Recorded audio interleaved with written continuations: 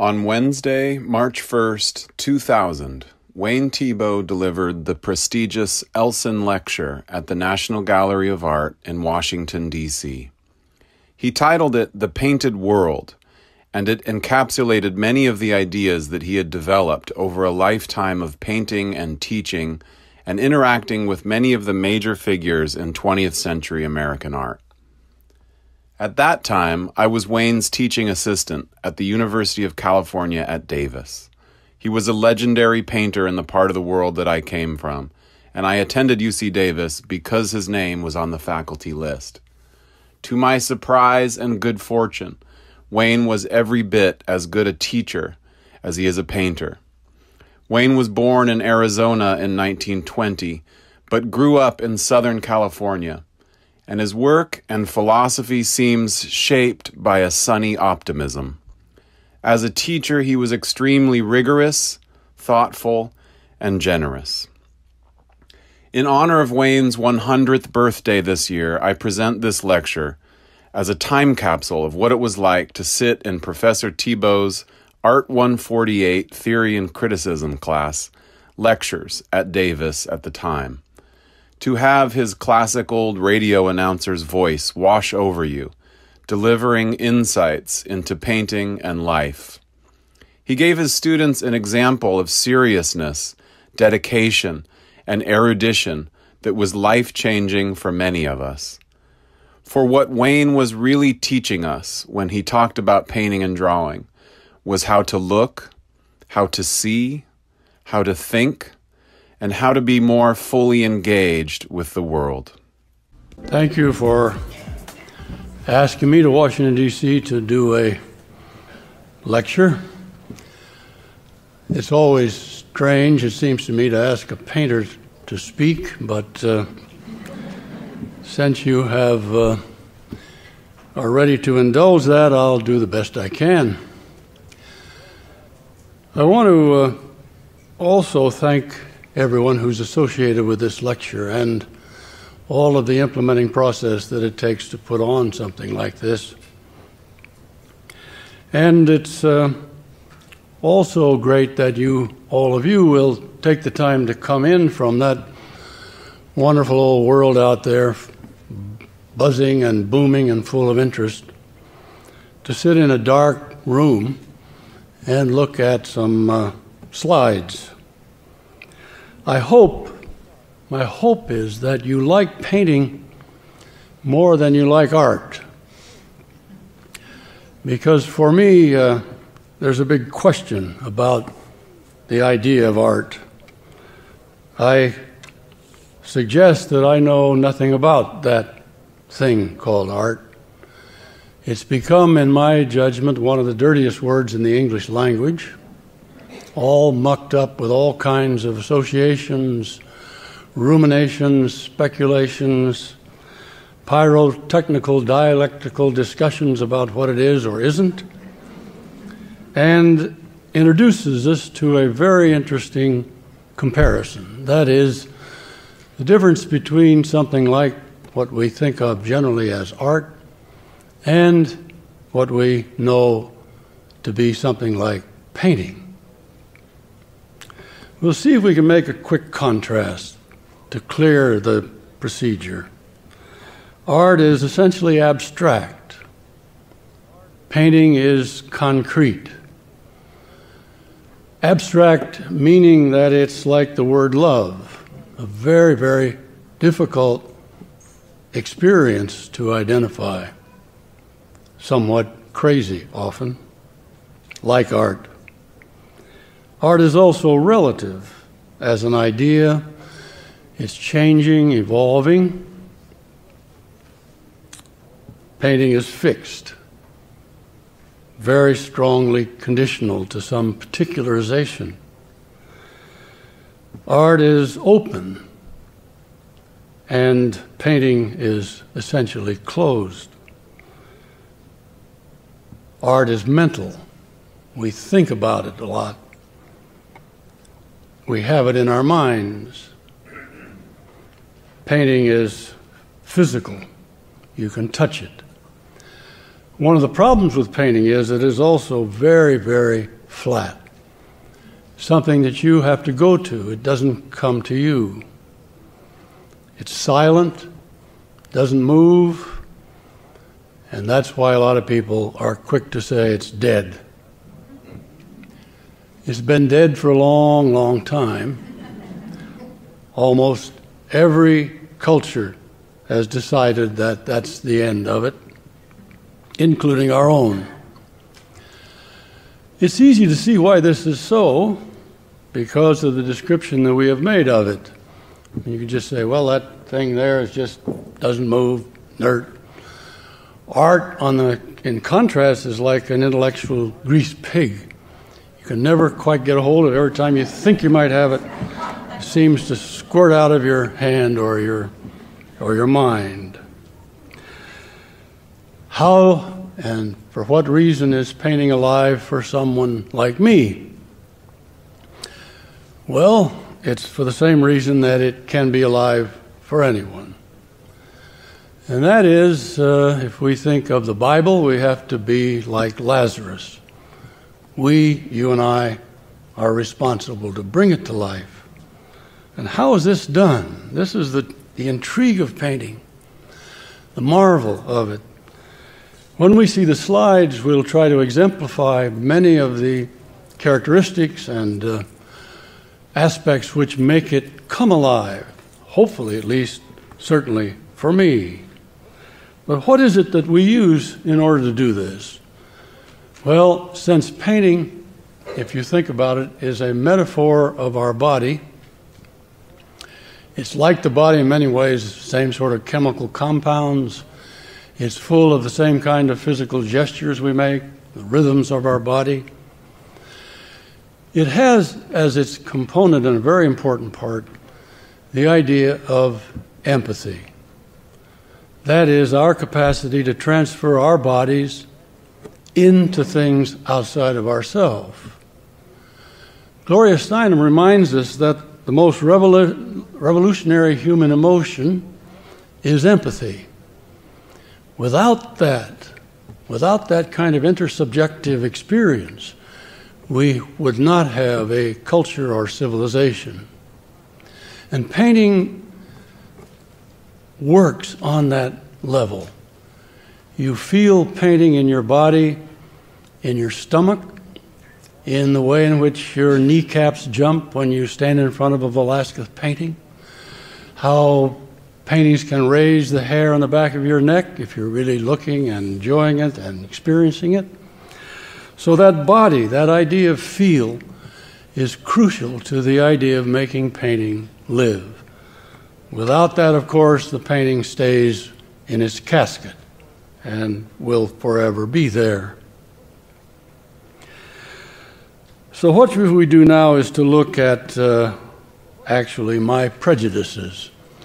So we'll start the slide, and this is a kind of test to see if even these kind of slight 2x2 reproductions, they're only nothing more really than kind of slight souvenirs of what paintings really are, but they're a chance at least for us to make some points about what painting does and the enjoyment of it.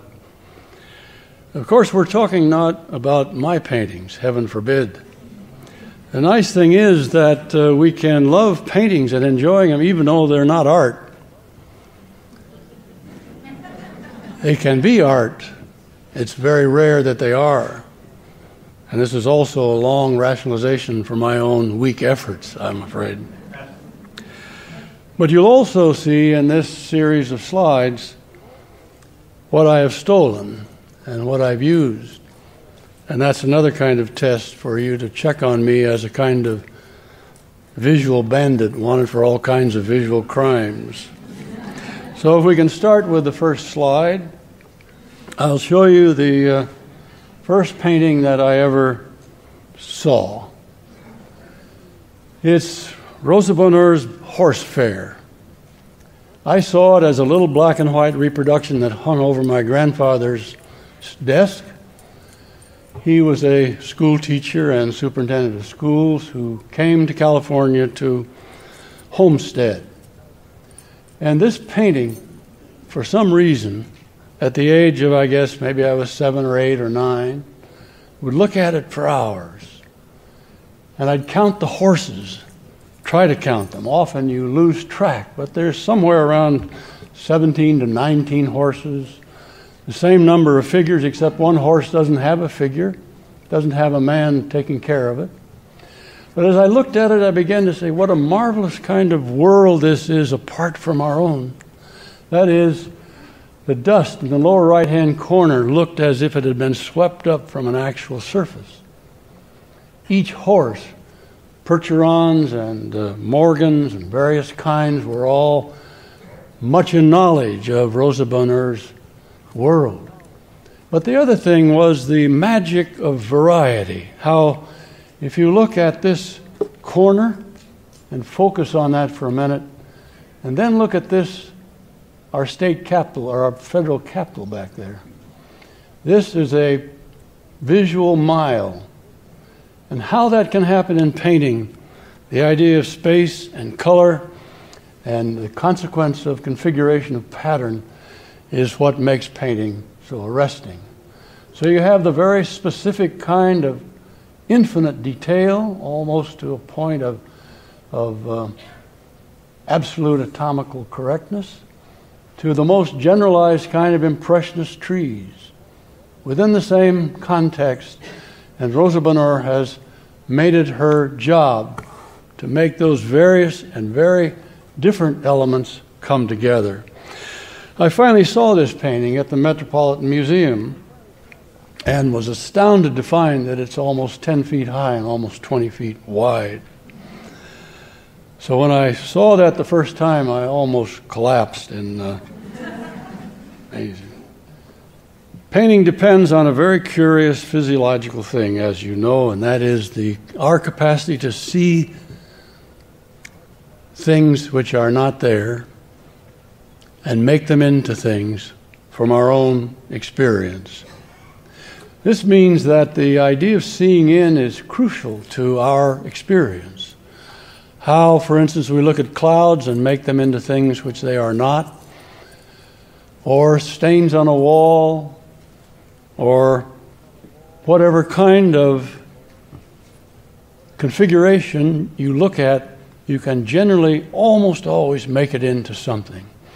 And the agility of the painter's mind must tune into that in order to ensure the concept of variation, of going on, of extrapolating, all of those conditions which makes painting such a magical thing. This is a painting, however, by Joan Mitchell, and it is purposefully non-objective. That is, it has no exact reference.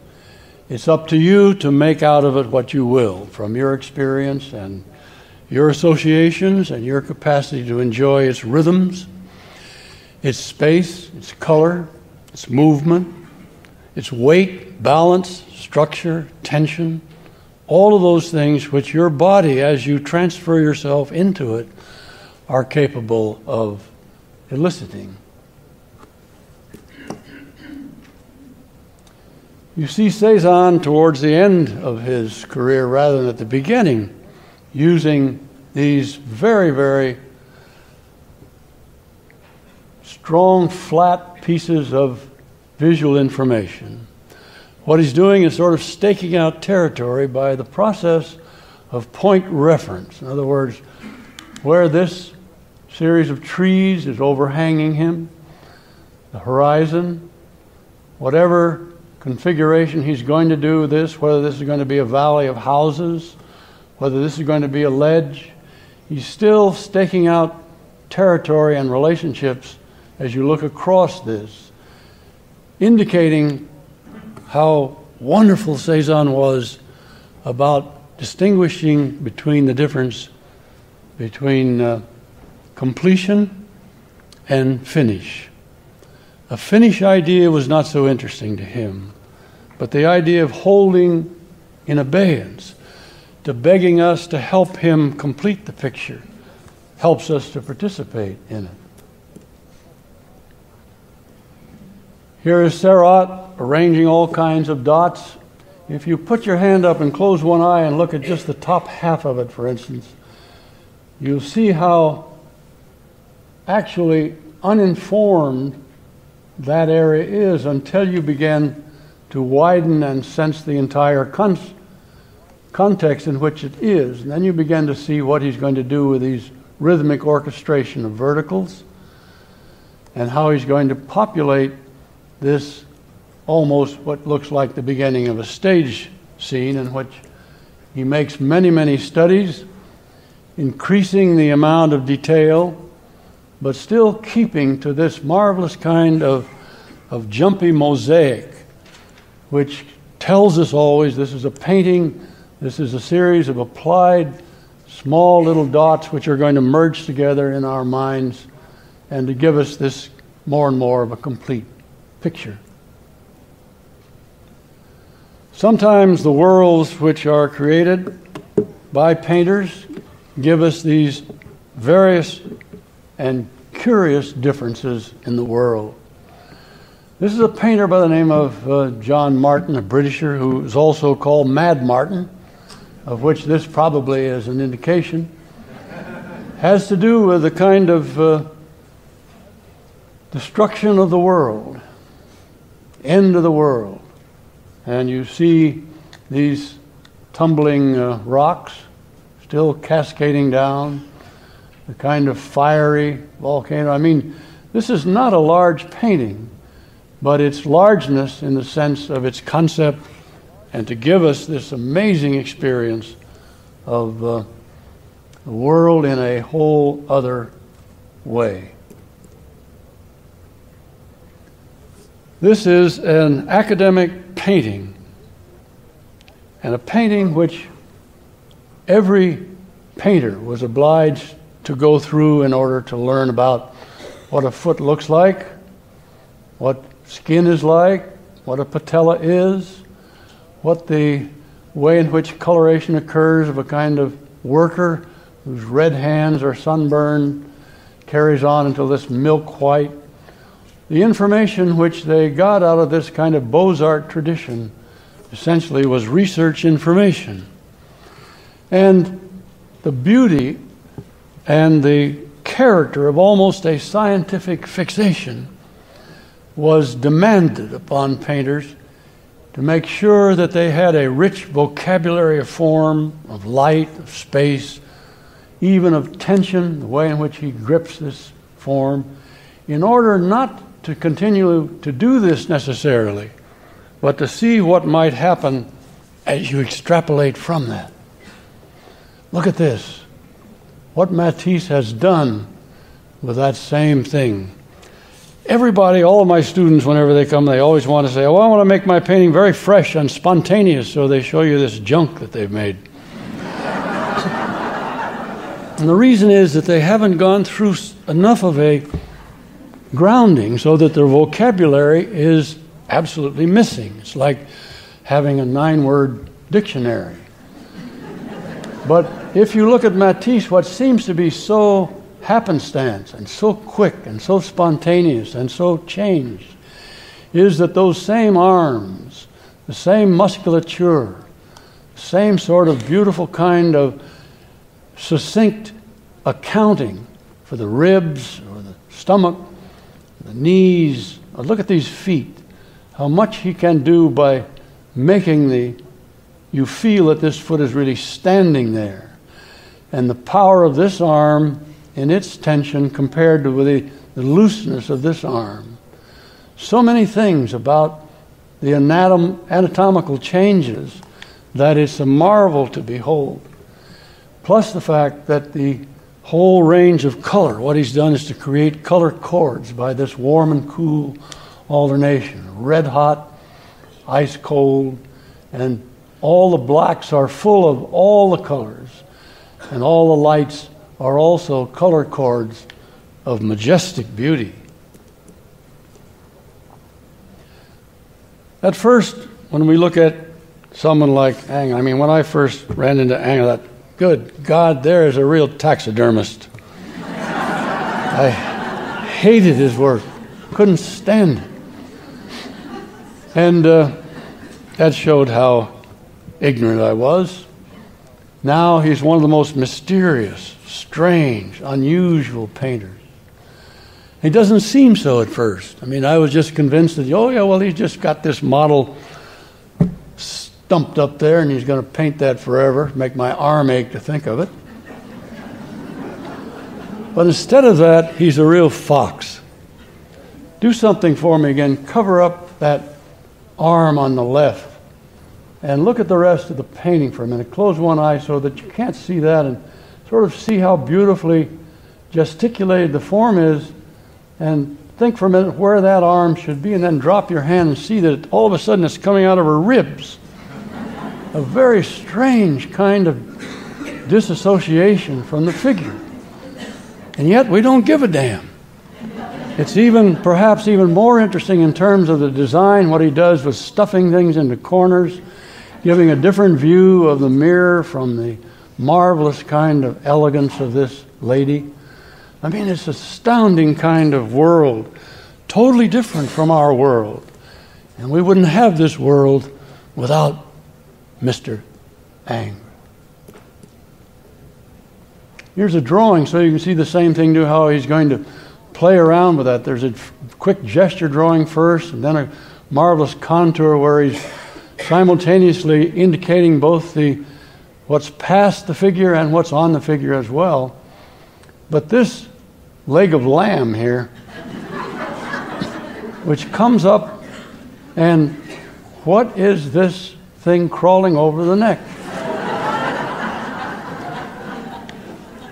He's reaching, he's pulling, he's pushing, he's fooling around with this drawing, which he will use in all kinds of pictures like his late Bather series. You know, these are the paintings, drawings rather, that Picasso copied.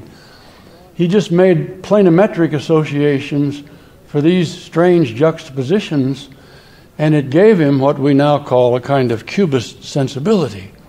Multiple views and all kinds of interesting variations.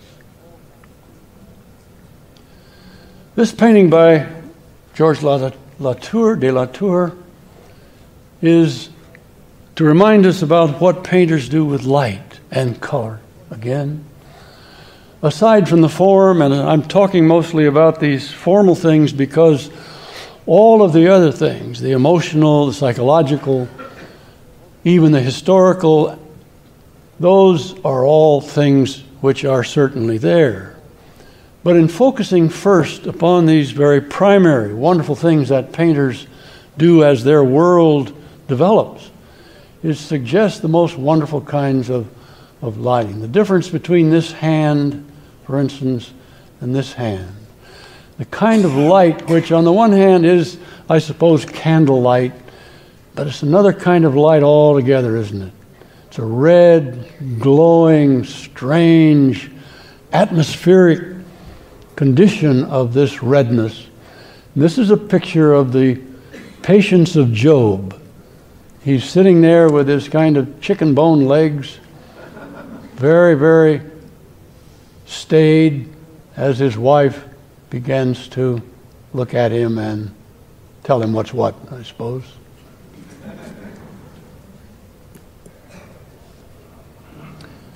We don't often think of painting dealing with time, or for that matter, sounds. But of course, those are related. I showed two pictures, one by this Rembrandt now, which I understand is being questioned as not a Rembrandt, but who cares?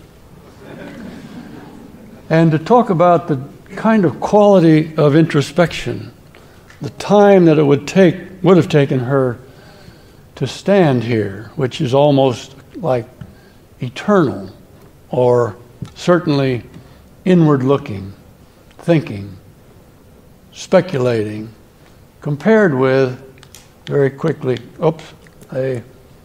Franz Hals, both living at the same time, both totally different in the way in which they assessed the notion and included something like time. I don't even want to know what's going on here.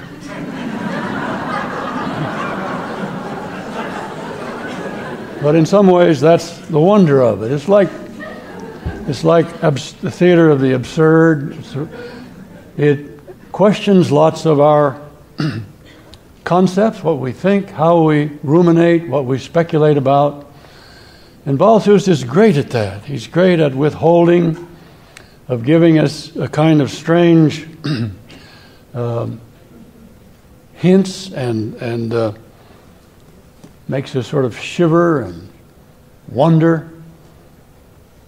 But the power of this picture, which is a very dark picture, how he's held to a whole condition, like a stage set of lighting, and then this dramatic triangle of light which illuminates this splayed out figure against this kind of strange dwarf-like form. Marvelous kind of juxtaposition, almost of oppositions.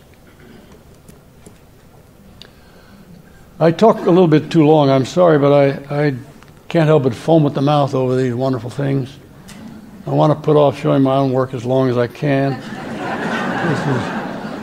This is the wonder of Picasso, who, if you think back to the Aang, has taken into this fantastic extrapolation to the most marvelous kind of comic dispossession of form. This is called Woman in a Beach Ball, but really she's more like the beach ball herself. And as I say sometimes, like if you drop some strings from her ropes and had little figures pulling her along, she could go in the Macy's parade, which is a great key to his sense of scale. The difference between this and this marvelous kind of pneumatic woman, marvel of contrast and venture. Another way of taking the form and turning it in almost to meat,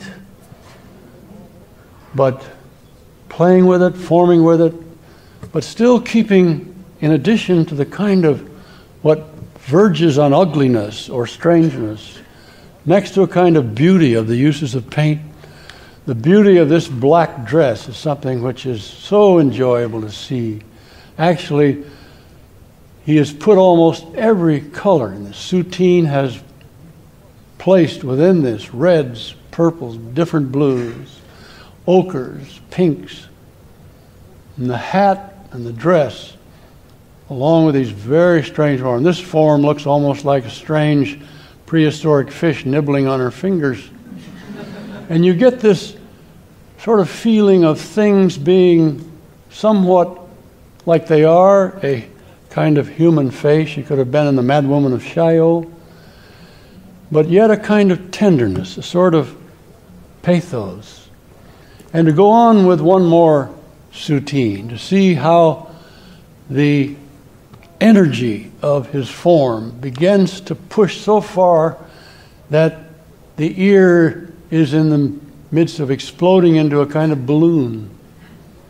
And this marvelous kind of action is what thrilled de Kooning. De Kooning talked about Soutine all the time. And so you can see when you come to a de Kooning painting how this tradition of paint from Van Gogh to Soutine to de Kooning is such a logical sequence of events, and yet all of them highly individual. The marvel of creating a totally different visual species is probably the most difficult thing to do in painting. Anyway, from the sublime to the ridiculous, we'll look at some things. De Kooning was very, very influential to me. You can see me trying to imitate his brush strokes, trying to slather it on. But of course, de Kooning was sort of the fastest brush in the West. So mine are slow by comparison. But this is what sort of thrilled me to take on the kind of painting, along with almost the opposite of that, the works of Morandi, whose work, if I were to contrast a dialectical opposite, would be probably the kind of abstract, quiet, almost ineffable forms which Morandi makes. The pressure which he can get into this, though, is absolutely mind-boggling to me how if you get these forms, there's not enough room for any of them to be there. They're smashed so much against each other, and yet he had all this space. So this begins to form, we're talking about tension or the pressure of things in painting.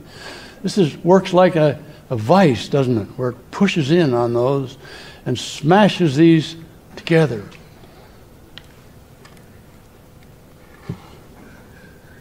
Okay, Wayne, go on. Don't stay all day. Here is a painting where I had a Morandi right next to me that I tried to copy and transfer into tuna sandwiches and ham and cheese sandwiches. But it's the same kind of idea. What I was struggling for is this kind of flattening and pressure, and Morandi was a great teacher of that. So we'll go on through these because I've seen these and don't want to spend too much time on them. You can see how you can get also hooked on orchestrating something like a circle and finding as many ways as you can to do that, almost to the point of absurdity. But it's amazing you can't leave it alone. You get so excited with yourself that even though people might give you a funny look, you can't help but pursue it. There's probably our president's cabinet.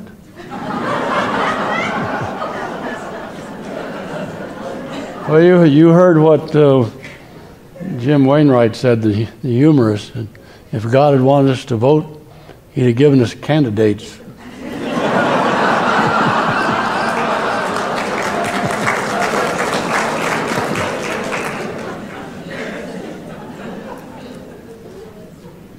This is just stolen from Morris Lewis and made into ties. This was a friend who didn't want to look at me too long.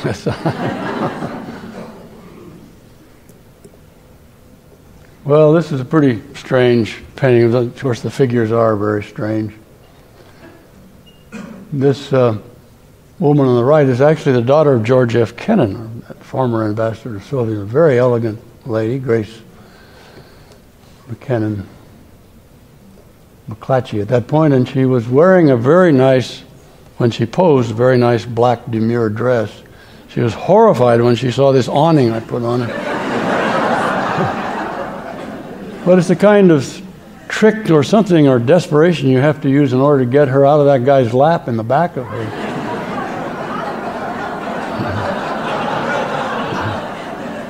But it was so hard, figures are so hard that I finally went back to a very single head. This is the wonderful old movie clown, Sterling Holloway. He's also a collector of Southern California. And this was when I got sent to Wimbledon to see the tennis matches, and it looked like most of them were always at the toweling off at the referee stand, and so that's what this painting was. I was trying to work on this painting, and as you often will see, wonderful thing about painting is you can play around with them and change them. So that was first, and this was the same painting with scraped down or changed and then made with, in combination with objects that you saw earlier. And then some landscapes. I've sinned in every category, so you may as well see everything. These are odd little phenomenons, and certainly at least in California, where every time someone finds a little hill, they make a little kind of family farm heaven up there. A very intriguing idea. So that these sort of country landscapes were, I did quite a few of those, and then went to the city and used the same device, as you can see from going from corner to corner. And San Francisco was a perfect city in which to play around with that. This was actually done on the spot on the other side of a little house area that we bought in Potrero Hill. It didn't drop off really quite this much, but almost. This is a super highway that comes through here on the other side of Potrero Hill and then cascades on down into the city.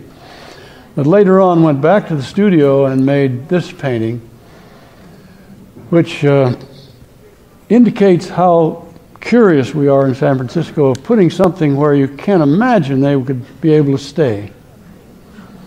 But it gives a wonderful kind of play of the visual fairy tale-like idea of cities. So I'll show you a few of those. Yes, they do get crazy. Sometimes you'll take a part of a painting, as you'll see later, and make that into a painting. Or change to a higher use of color, and this comes out of that Fauvist tradition and being influenced very much by people like Bonnard and Vuillard, that whole color tradition, and the Fauves. Everybody thinks this is Los Angeles, but it was actually Houston, Texas. Began. And then some, first of all, sort of typical river landscapes. We had a place down on the Sacramento River in the Delta country, so that there were a lot of paintings done about that time, and I show them in anticipation of some of the later things that I've been doing. Harking back to earlier work of orange groves and agricultural patterns, which then were finally combined into the river. In Sacramento, we have 3 rivers that come into the valley, and there's a lot of wonderful agriculture. So these are some of the last things that I have been doing. So I'll show you those rather quickly. Sometimes it's sort of interesting, at least for me, to see how painters change things. This is the same place, the same painting, but you notice the difference between what's going to happen to this mountain and this river as it performs within this, essentially this environment, and that's this one. So you can have a lot of fun by taking the same painting and playing around with it. It was this way and this. I have no idea where these people are going. But they're off to somewhere or nowhere. I want now, after my own work, to show some real stuff.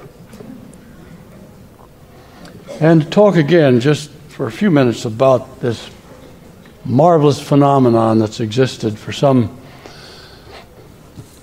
30 to 40,000 years in our development. This is a detail, of course, from a famous Rembrandt self-portrait.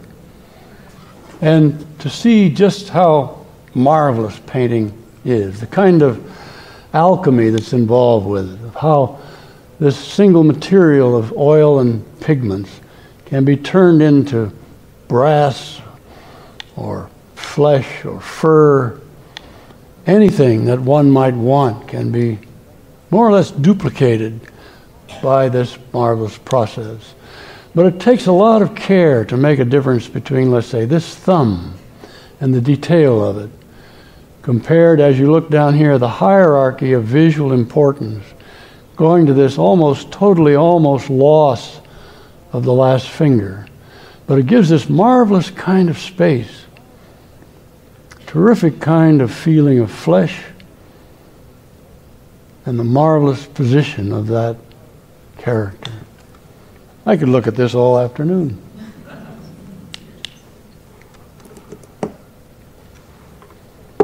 And the same with color. To play with color is like having a kind of omnipotent world. And Bonnard is so marvelous with that. His forms are always just either coming or going, or in some process in between. But his color This color is absolutely magical. He creates color by these interactions of warm and cool. Uses of something like almost what looks like a big piece of ice right next to these red-hot glowing coals. And as you look throughout this picture, the thing which creates its magic light is this wonderful juxtaposition of these opposing coloristic things. I want to show also how important something like a drawing is to painting, and how this wonderful painter, Paula Motisson-Becker, who died, I think, when she was only in her early 30s of childbirth, but her capacity to be so honest, without any kind of softening or any kind of artfulness, nothing excessive, not showing off, just hard, straight, true, loving of form, and giving it to us with a stick of charcoal and paper. And here's her painting, which I find absolutely magical. This kind of painting is very much like many of the other influences of Bay Area figurative painting, which certainly I'm influenced by. People like Bischoff and Park, and of course Dick Devencorn.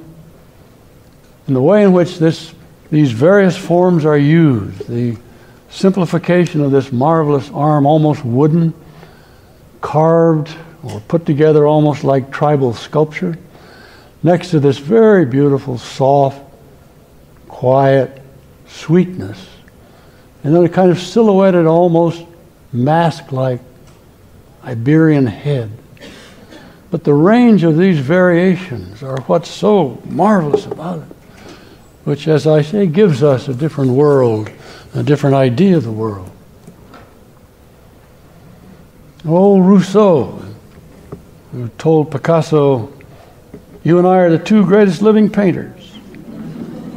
You in the Egyptian manner and me in the modern." And he goes often to the Louvre, where he actually steals this figure of the snake charmer from some figure, and then introduces his own world. He had a very limited kind of experience visually, but by going to parks and zoos, reading, looking, he makes these magic worlds, all of his very own. A whole different kind of so-called naive painting. We're almost through. And old Salisbury Field. This is painted in the 19th century. And even with his attempt to make a world beyond the world that we all knew at that time, we even supersede that in our travels to the moon and the whole kind of world we have made. But look at him yearn to have this other world for us to imagine. That sense of image as a basis of our imagination. Sometimes the world we show may be horrific. The range is limitless that painting can achieve. And here you see an admonition not to devour our own children. This is Saturn devouring his. But fortunately, we have Vermeer, who speaks to us in the marvelous, quiet, reflective world of the heart, with a kind of Mondrian-esque window, a strange, elusive light, again, a kind of wonderful, glowing, ineffable character, and yet monumentally put together in such amazing ways. An out of focus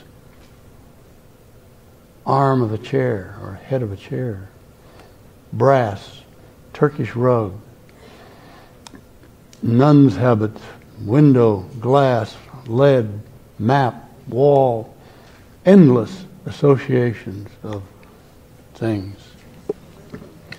In summation, what we have, fortunately, in painting is a kind of a visual anthology of human consciousness in all of its variety. We've just seen a small sampling.